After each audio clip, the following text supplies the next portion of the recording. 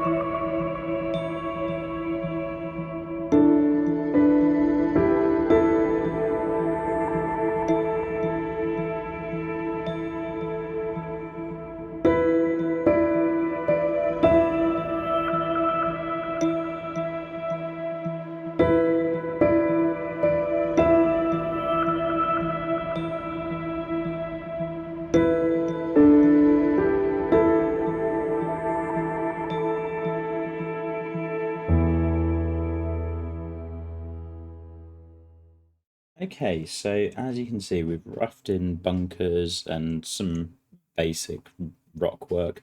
Kind of happy with the bunker shapes. They're big and bold, and I think that fits the scale. The thing I like about these is they are jagged and messy, and as you can see, I've been experimenting with different ways of doing them, whether it be kind of the jagged, this brush for whatever it is.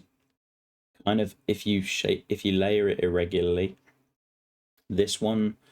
The other one's really small, so it's good for fine detail stuff.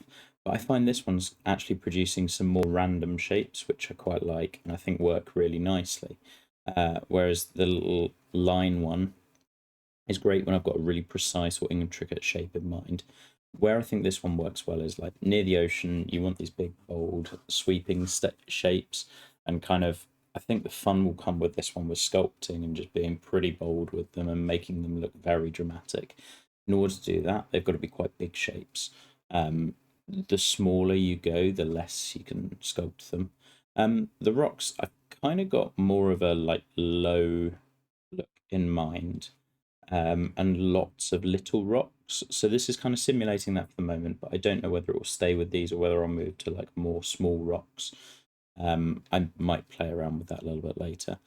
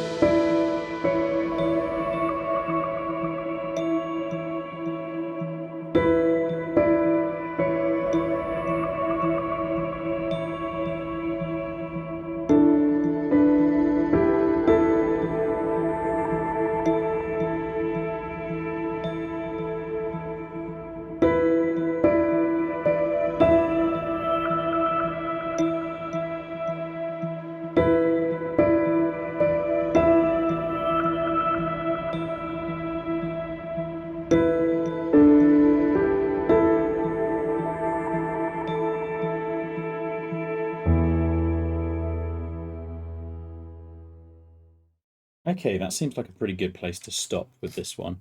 As you can see, we've made quite a lot of changes to the sculpting, to where the T location is. I just felt this looked infinitely better from this angle than it did from over here.